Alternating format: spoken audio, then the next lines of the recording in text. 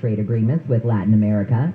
The U.S. and South Korea have launched 8 ballistic missiles into the sea to send a message to North Korea. South Korea's military says the drill was aimed at demonstrating the nation's ability to swiftly match North Korea's earlier launch.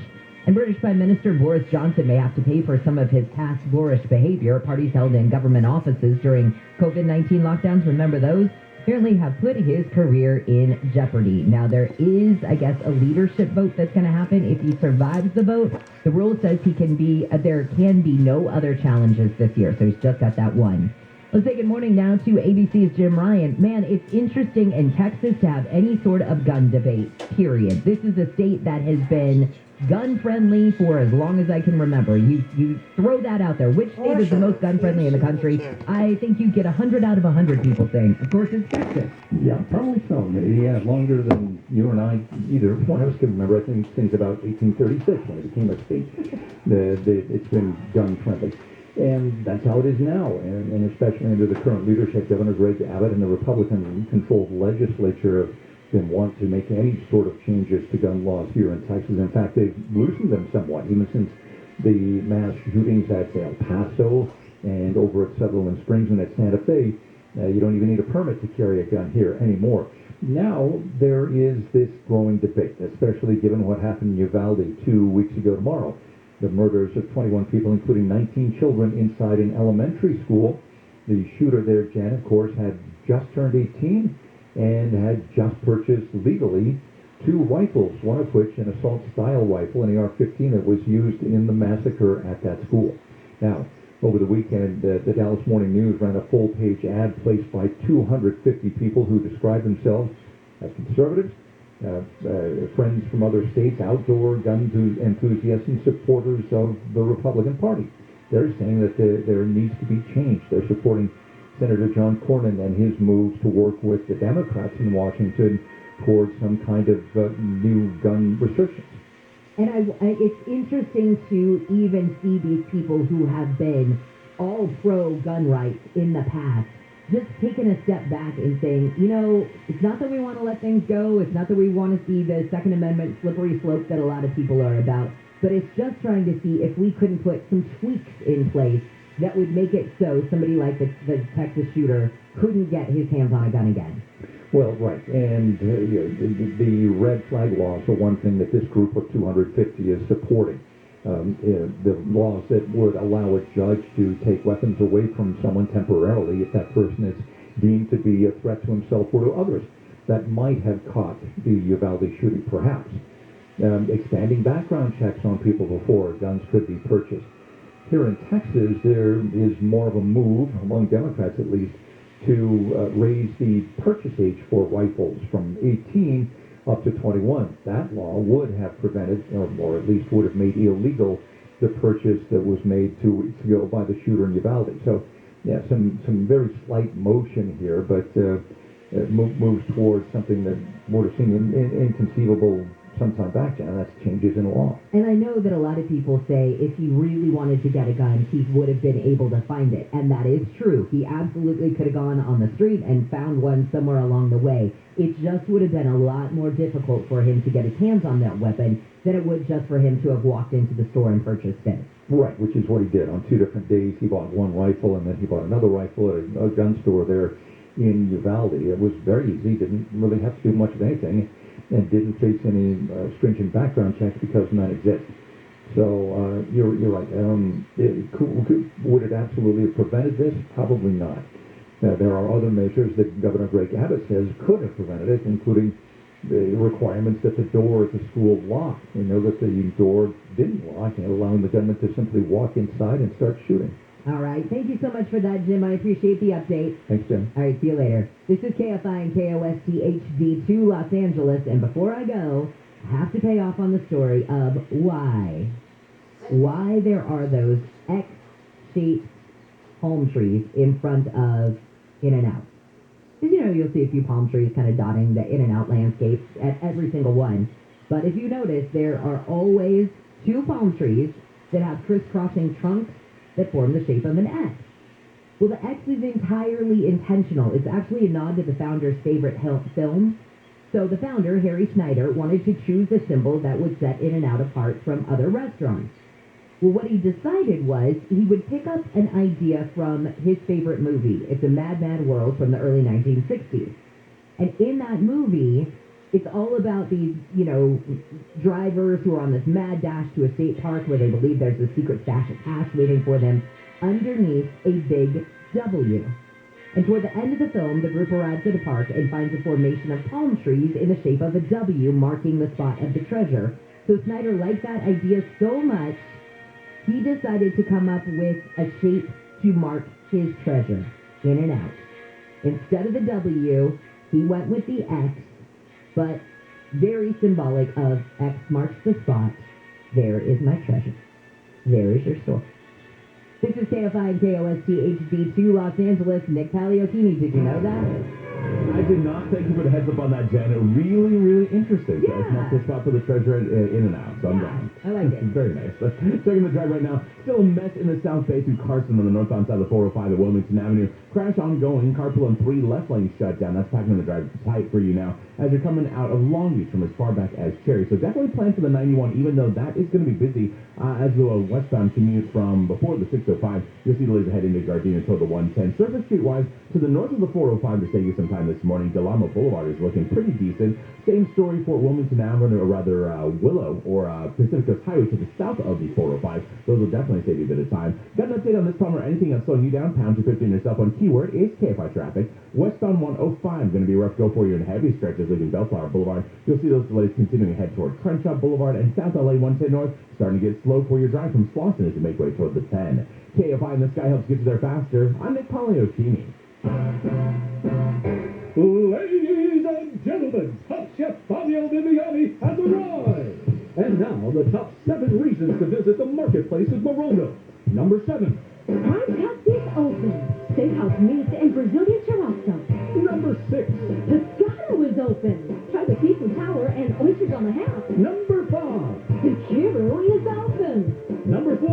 Pork and waffles is open. The best barbecue this side of the Mississippi. Number 3. Mercado Central is open. It's unrivaled, innovative Italian fare. Number 2. Sweet Things is open. Sweet treats for the biggest sweet teeth. And the number 1 reason to go to the marketplace at Morongo. The marketplace is open. It's an elevated all-you-can-eat casino dining experience you've got to try today. The marketplace is open. Morongo Casino Resort and Spa. Morongo. Good times. Hey, hot dogs, sausages. Maybe instead of using a stadium vendor to feed the office, we should have just ordered through Easy Cater. I got nachos here. Nachos? Yeah, right here. Thank you. Yeah, I mean, it was fun at first, but it is kind of disruptive. Cheesesteak here. Who wants a cheesesteak? Over here. Coming at ya. Oh, right in the face. Some food just doesn't work at work, but Easy Cater just does. Food for work on time and as ordered from over 85,000 restaurants. Order 24/7 at easycater.com. Hey, Mario Lopez here, and saving California's water starts with a few simple things in and outside your home. And you know the Lopez family is doing what we can do to help. Like, did you know fixing water sprinkler leaks can save 27 to 90 gallons of water per day? Or that adjusting your sprinklers to water plants and not pavement helps a lot. Let's do this, Cali, and make water saving our way of life. Find more water saving tips you can use at home at saveourwater.com. Termite problems? Search PacificCoastTermite.com or call 800-PACIFIC.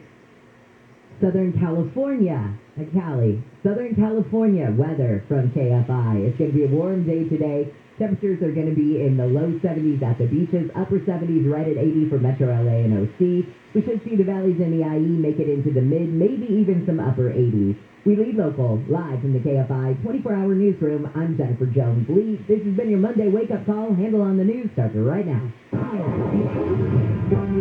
Handle on the news. Handle on the news. And now, here's Bill Handel. On a Monday morning, June 6th, D-Day, 76 years ago. The beaches of Normandy. If you ever have a chance to go to Normandy and visit the beachheads, it is one of the most moving things you will ever experience in your life. Not the beach itself, which is, I mean, the history of that, just just absolutely floors you. What a lot of people don't realize is that it's over a 75-mile stretch, by the way, the beaches. You think they were right next to each other or pretty close. They're not. They're just up and down the coast. But the U.S., the military, the cemetery right above Normandy, or right above the beaches, first of all, it belongs, U.S. Park Service controls that park, that cemetery belongs to the United States. It is not French territory. It is American land, and it is kept so pristine. It is so moving. It's extraordinary to be there. I mean, it's just, you get a sense, and I think far more than visiting a veteran cemetery in the United States. For some reason, I found it more moving for Americans to be buried there in the foreign soil for which they died. It's extraordinary. All right, that's up. What a nice way to start the morning. And let's say hello. Wayne, good morning.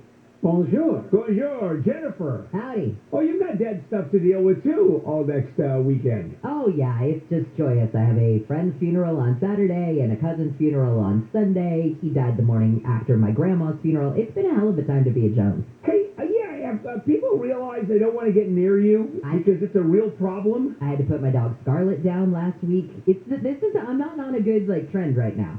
Don't be near me. Stay away. Yeah, just stay away. That's why she's being mean to you. It's staying away. Don't be near me. Oh, yeah. No. You have become a jinx. There's no question about it. Want me to come sit in the studio with you? Not even close. Wayne, would you like me to go sit in the studio with Handel? I'm okay. There's not that much room in here. No, she said with me. Yeah, no, with Handel. Do you want me to go sit with Handel? You want to tell me thinking about it. Thank you, Wayne. That's generous of you. Alex, good morning. Morning. And Tyler, good morning to you. Good morning, Bill. You actually have an iHeart T-shirt there. I most certainly do. What is it? iHeart. What is the bottom of that? Yeah, I got the iHeart part, but what is iHeart Media. iHeart Media? Got it. I always saw iHeart, the me part, covered with iHeart Me. Dia. Got it. Dia. Yeah, Dia. Okay, guys. Lots going on today. Tomorrow is the election for mayor, the primary, and we don't have any props really to deal with this time around. So it's all about judges who nobody pays attention to the judges' races. Nobody pays attention to the controller's race. Nobody pays attention to the attorney general's race because it's a given. No one pays attention to the governor's race because it's a given.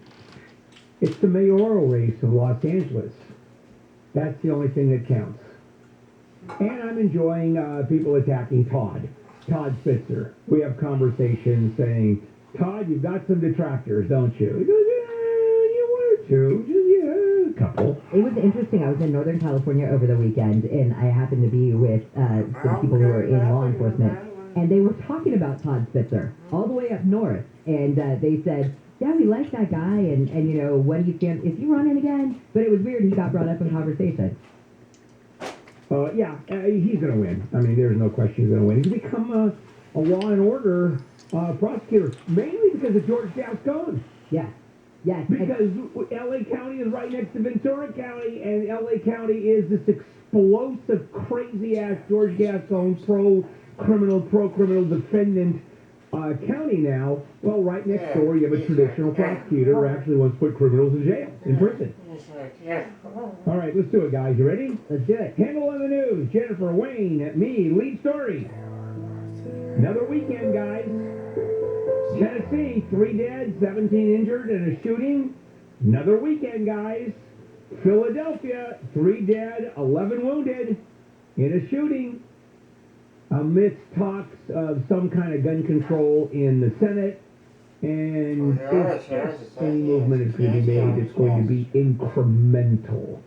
It's not going to be much.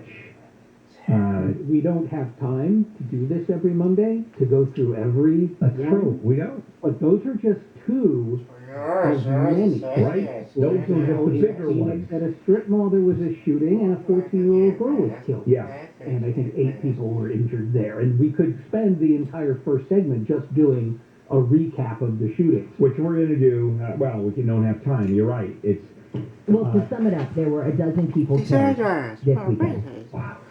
And I think there were 3 dozen or something like that injured. I mean, the number is ridiculous. Yeah, it is, but it doesn't matter. Second Amendment people, this is all about, people just proves that people should be armed. That's all. I mean, that's the answer. I've got a lot to say, obviously, but we'll be doing this throughout the next 10 years, next 20 years, next 100 years. All right, so poor police radio reception is now one of the reasons why they say it caused confusion for cops in the Texas school shooting response. They say that the police officers waited for more than an hour inside. Remember, that was the thing that we've all been debating. Why didn't they go in? Why didn't they go in? Well, they apparently only received sporadic and unreliable radio communication. And they say it was the lack of direct and clear communication that complicated the response to the May 24th shooting. But it doesn't matter. I'll tell you where there was no confusion is police officers hearing shots inside of a classroom and not breaching the room. And for 40 minutes, they had complicated and unclear communication. They couldn't have sent Officer Bob, one of the 19 officers inside, outside, and he could have gone, "Hey, Sarge, what is the order here exactly?" I would like to know the timeline between the first shots that were heard by police inside that hallway to the last shot. That was heard You should have it written down. Yeah, I mean, Because they talk about it. yeah, They were standing inside the and length heard of it. time is just crazy. We'll come back. We still have plenty to cover, obviously. Let's check in with Jennifer Jones-Lee live from the KFI 24-hour newsroom. The Biden administration reportedly is barring the leaders of Cuba, Nicaragua, and Venezuela from the Summit of the Americas.